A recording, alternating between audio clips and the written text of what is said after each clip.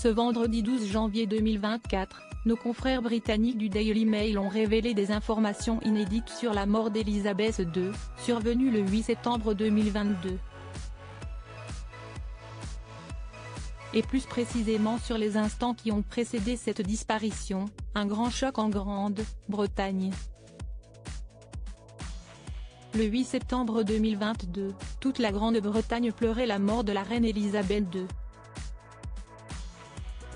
Ce vendredi 12 janvier 2024, le Daily Mail fait des révélations exclusives sur le décès de la monarque, en dévoilant le contenu d'un mémo inédit signé Sir Edwardian, secrétaire privé de la maman de Charles III, qui se trouvait à Balmoral lorsque Sa Majesté a rendu son dernier souffle. Très paisible. Dans son sommeil. Elle s'est évanouie. Vieillesse.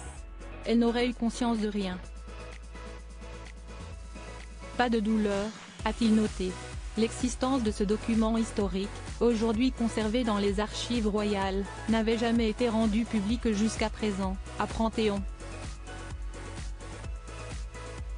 Cette note fait partie d'un récit remarquable sur la bravoure, la diligence et le dévouement de la défunte monarque au cours de ces dernières heures. Un récit contenu dans une nouvelle biographie fascinante du roi, intitulée Charles III, New King, New Court.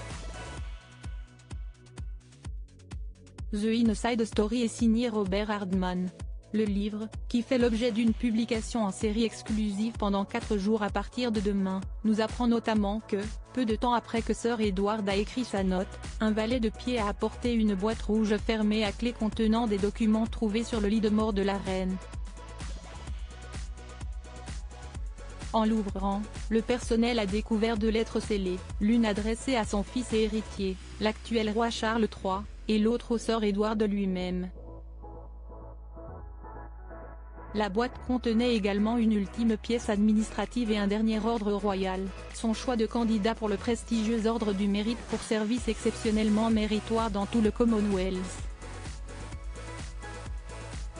Même sur son lit de mort, il y avait du travail à faire. Et elle l'avait fait, écrit Robert Hardman à propos de son dévouement sans égal. Dans l'extrait de cette biographie sortie aujourd'hui figurent d'autres révélations étonnantes.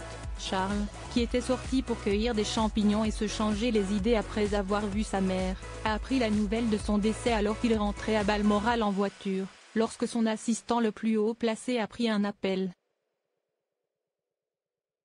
Il s'est arrêté, et on s'est adressé à lui pour la première fois en l'appelant Votre Majesté, avant de passer calmement la vitesse supérieure et de continuer à rouler. Charles III déjà roi mais obligé de le cacher lorsque Charles a appelé le prince William via le standard du palais pour lui annoncer la nouvelle, il a été contraint de dire simplement à l'opératrice si estime-moi, car il s'est soudain rendu compte qu'il ne pouvait pas encore révéler qu'il était roi. Il a essayé d'appeler à plusieurs reprises son fils cadet pour lui annoncer la nouvelle en personne, mais Harry était déjà dans les airs et il n'a pas réussi à le joindre.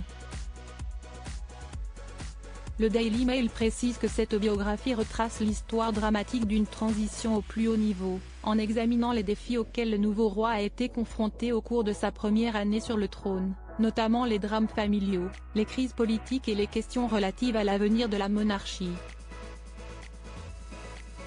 L'ouvrage bénéficie d'un accès inégalé à la famille royale, à ses amis proches, à son personnel passé et présent, à des personnalités politiques de premier plan et à des documents inédits des archives royales. Il décrit également le rôle essentiel joué par la reine Camilla, les relations du roi avec les princes William et Harry, ses projets de réforme de la monarchie et l'évolution de sa position sur la scène internationale.